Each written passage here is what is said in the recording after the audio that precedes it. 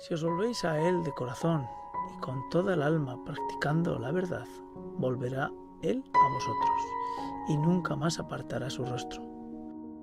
Ante la enfermedad, un podcast católico para acercarnos al mundo de la enfermedad.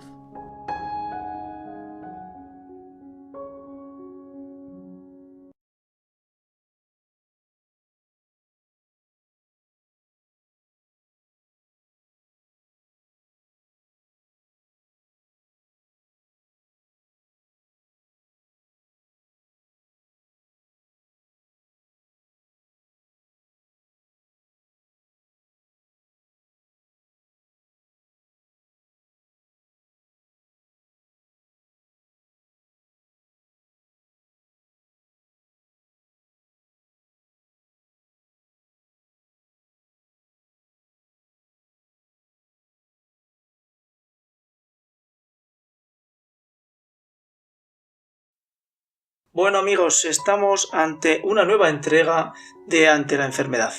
Y estamos en una entrega muy especial porque en esta entrega vamos a poder escuchar cómo la enfermedad con el silencio es un complemento y una herramienta para ayudarnos a caminar. Hola Raúl, ¿qué tal estás? Hola Eliseo, muy bien, contento de estar contigo de nuevo. Lo celebramos, pues aquí estamos con Raúl ante un tema que es la enfermedad como acontecimiento de soledad y de silencio. Y bueno, pues comentábamos offline que bueno, pues quizá en este programa deberíamos estar en silencio, pero creo que no lo vamos a hacer. Y es más, vamos a empezar rezando y pidiéndole a la Santísima Virgen que nos ayude y nos ampare en este programa para tener toda la iluminación del Espíritu Santo y pueda ser realmente una ayuda y un consuelo dentro de los que están con la enfermedad y en la enfermedad. Y rezamos un Ave María. Dios te salve María, llena eres de gracia, el Señor es contigo. Bendita tú eres entre todas las mujeres y bendito es el fruto de tu vientre Jesús. Santa María, Madre de Dios, ruega por nosotros pecadores, ahora y en la hora de nuestra muerte. Amén. Bueno, pues con la Virgen comenzamos este camino. Raúl, ¿por qué dentro de todos tus capítulos de ante la enfermedad en la vida del enfermo, la palabra de Dios la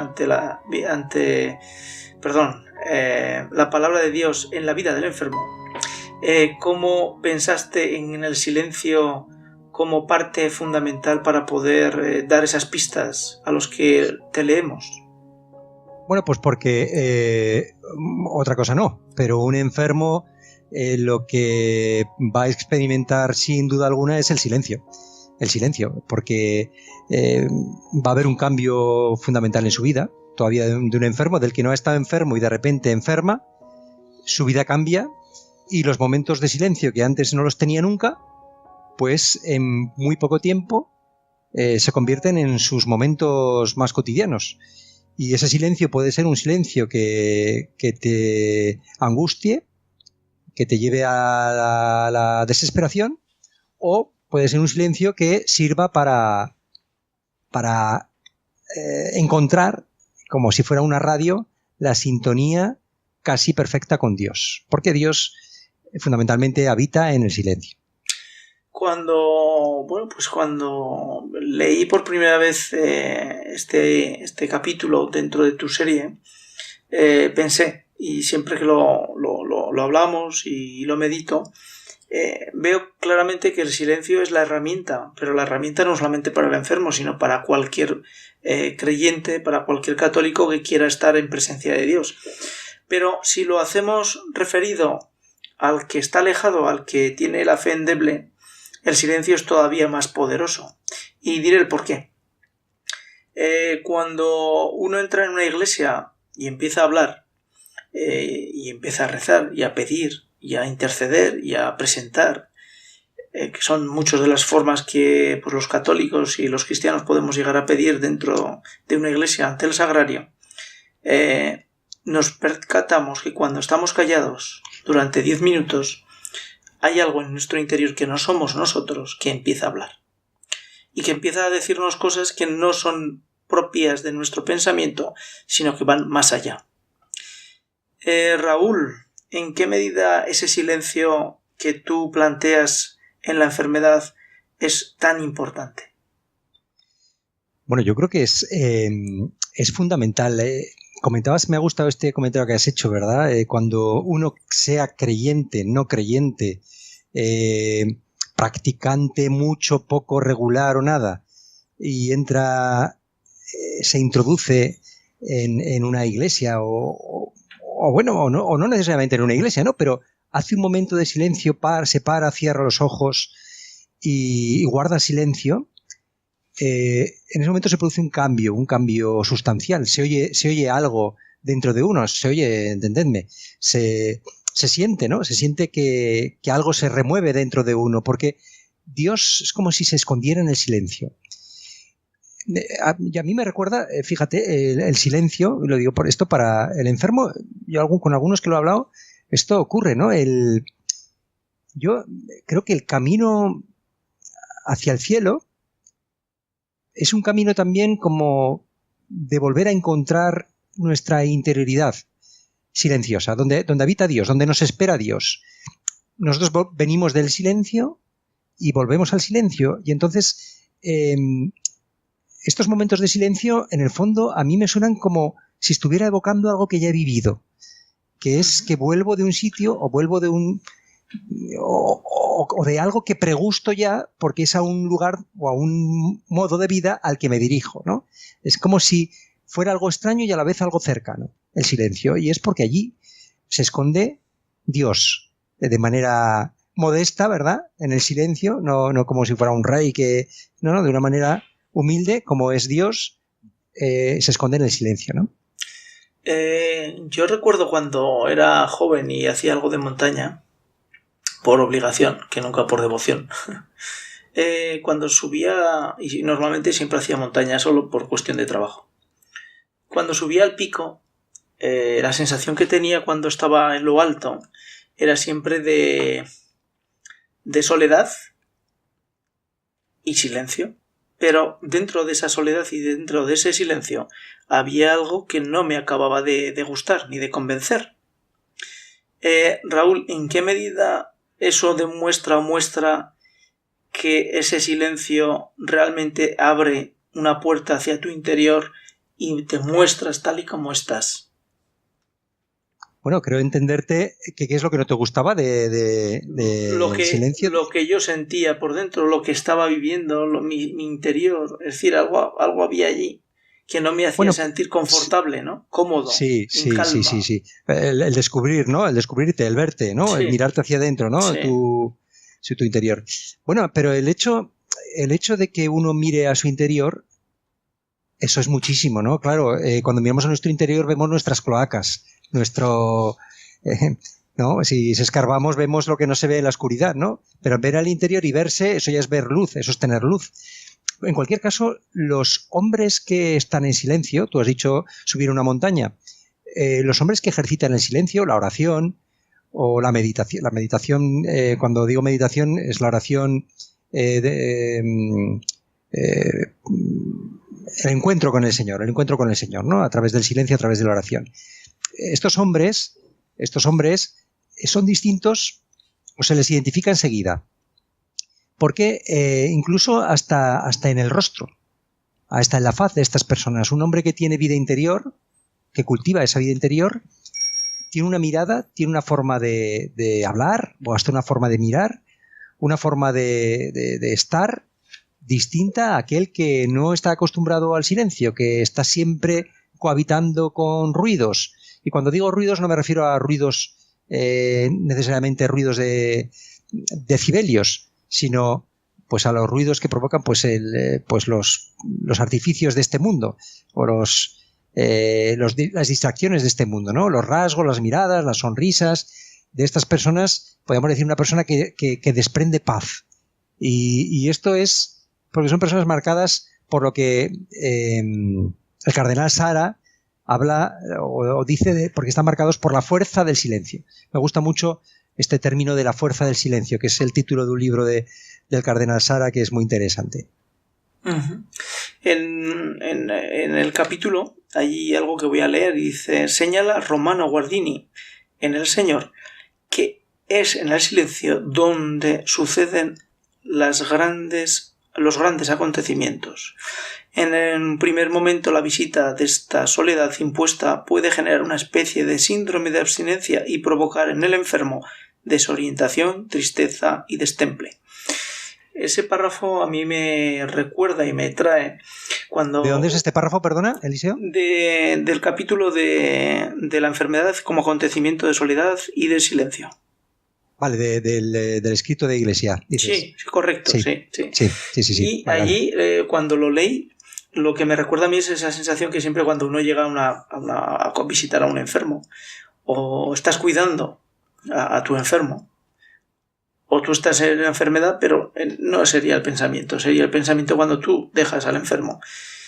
Lo dejas, normalmente cierras la puerta y lo dejas en la soledad de su enfermedad. Uh-huh. Tú sales de allí y sigues a tu vida activa, a tu vida de jaleo, de trabajo, de sin horarios, de frenesí, de tus hijos, de tu mujer o de lo que sea. El enfermo queda en la habitación. Este párrafo, cuando dice síndrome de abstinencia, que provoca en el enfermo desorientación, tristeza y destemple, pues la realidad es que ese pensamiento siempre ha venido a mi cabeza cuando, tras la visita, he abandonado la habitación. ¿Cómo puedes construir con esos elementos, con desorientación, tristeza y destemple que tú citas, una cabaña donde habitar y encontrar a Dios? Pues sí, a ver, ciertamente el ruido, lo que dice aquí Romano Guardini, viene a decir que el ruido es como una droga, ¿no? El ruido es como una droga y por tanto el que está sin ruido tiene como un síndrome de abstinencia, ¿no? Viene a decir, porque este ruido es como si fuera un tranquilizante, un sedante, una artimaña del diablo, del demonio, que impide al hombre mirarse hacia adentro, que impide al hombre enfrentarse al vacío interior que tiene todo el hombre si no está con Dios. Uh-huh. Por tanto, este ruido es como si fuera pues una droga, un ansiolítico, que es falso, que es mentira y que encima es adictivo. Porque, como tú has dicho, como has leído ahora, nos provoca un síndrome de abstinencia. Uh-huh. Entonces, ¿cómo encontrar, es que lo bueno que tiene la enfermedad es que... no, es cuando te escucho lo bueno que tiene la enfermedad. Lo bueno. Subrayo. Sí, bueno, la realidad es que es un encuentro con Dios. Claro, es una oportunidad de abrir la puerta para encontrar a Dios, ¿no? A eso, cuando digo lo bueno, es el que Dios hace o Dios saca de los males bienes. Y lo que evidentemente es un mal, no puedo decir nunca lo bueno que tiene la enfermedad en sentido estricto, ¿no? Pero del mal que es la enfermedad, Dios saca algo bueno. Y es que es una oportunidad para experimentar precisamente ese silencio, para librarte de ese síndrome de abstinencia y que precisamente tal vez la enfermedad te permita justamente lo contrario, que cambies de droga y pases de una droga nociva a una droga maravillosa, uh-huh, que es encontrar ahí en ese silencio precisamente a Dios que es donde habita, en el silencio, encontrar a Dios, maravillarte de que exista Dios y postrarte, arrodillarte ante Dios y poder decir como San Agustín que por fuera te buscaba y resulta que estabas dentro de mí, ¿no? Pero si no haces silencio dentro de ti, ¿cómo vas a mirar dentro de ti? Es imposible, ¿no? Citabas antes el libro del cardenal Sara y bueno, pues me gustaría que tú que lo has leído abundaras un poquito sobre cómo el cardenal Sara aporta esa herramienta que es el silencio para dirigirnos hacia el Ser Supremo que es Dios.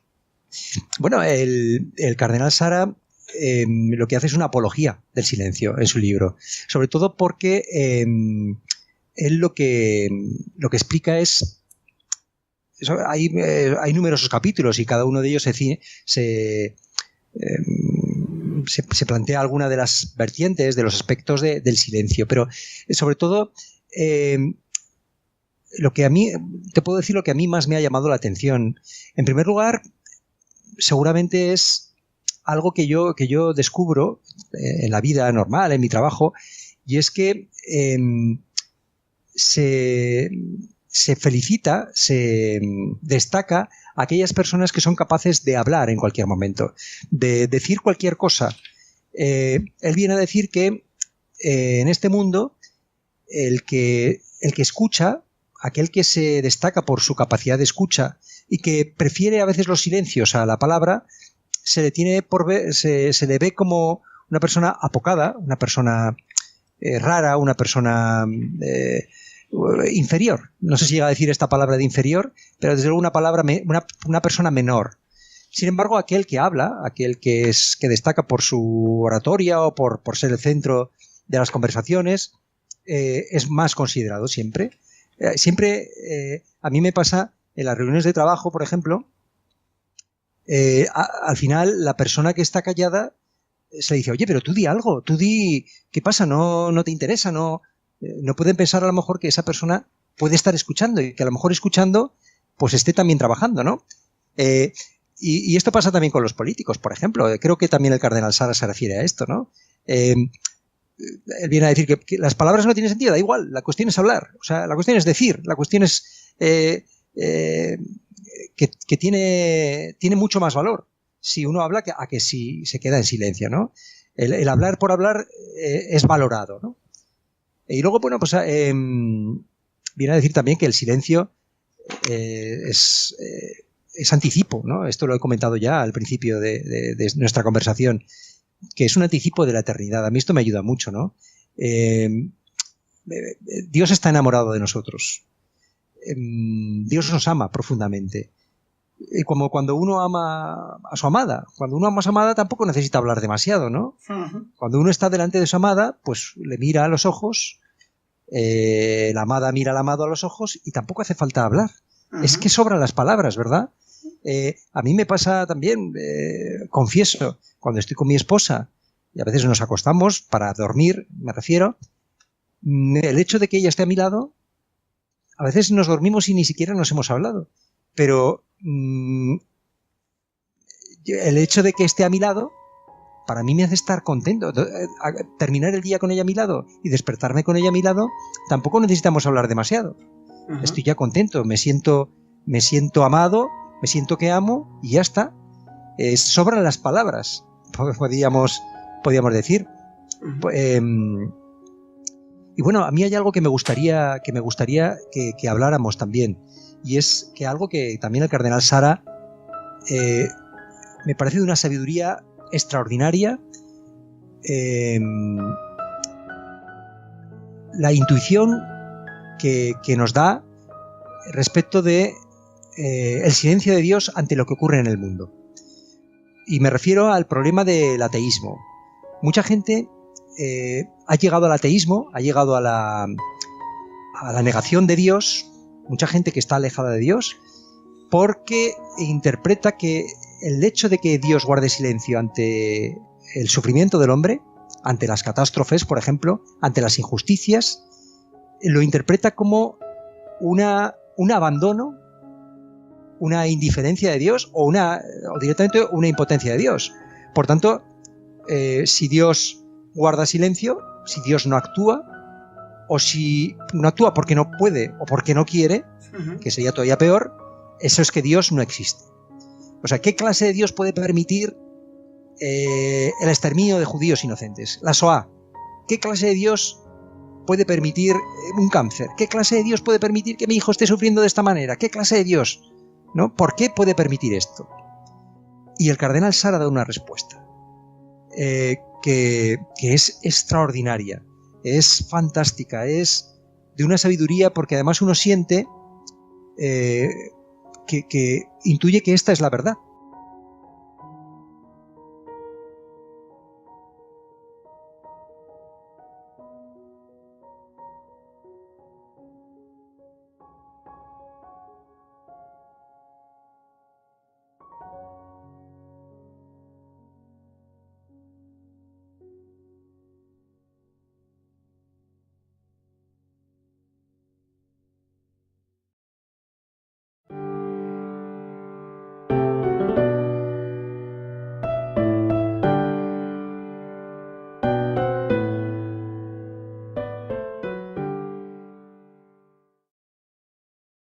Y en el silencio es donde podemos empezar a encontrar ese misterio que nos supera, ese misterio que es Dios.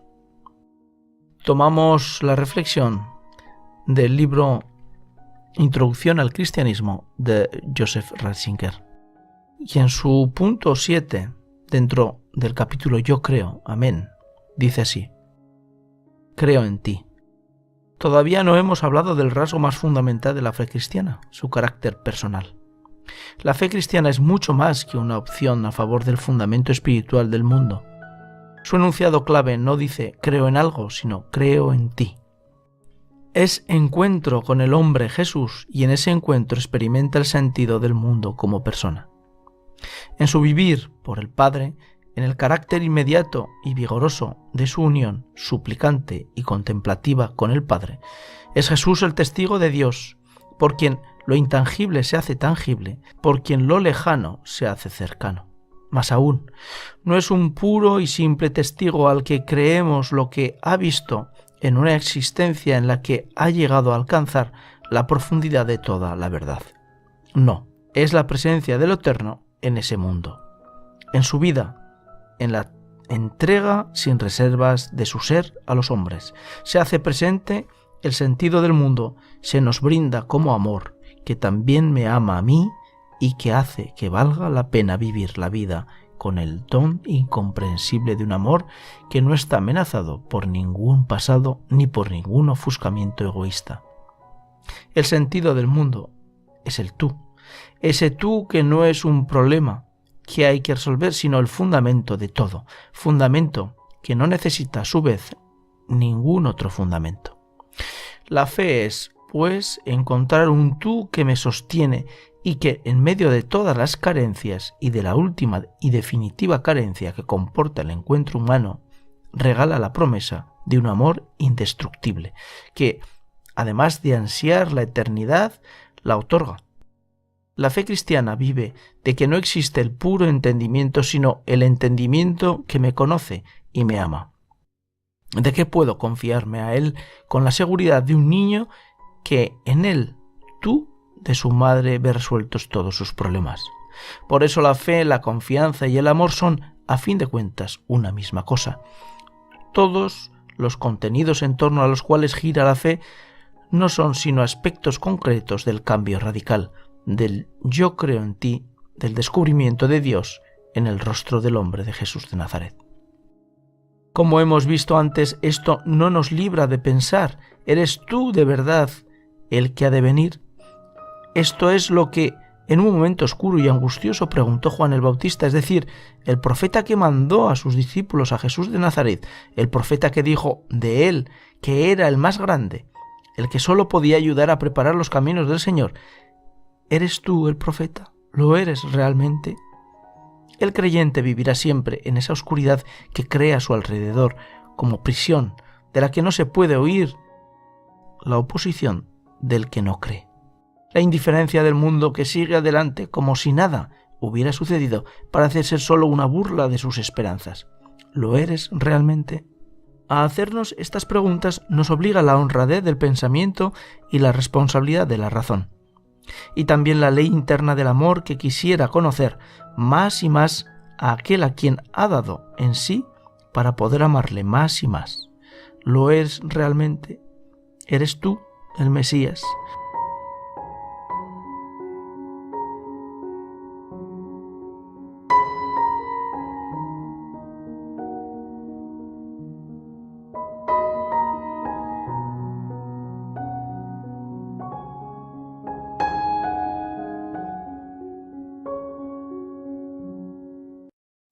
Si os volvéis a Él de corazón y con toda el alma practicando la verdad, volverá Él a vosotros y nunca más apartará su rostro. Ante la enfermedad, un podcast católico para acercarnos al mundo de la enfermedad.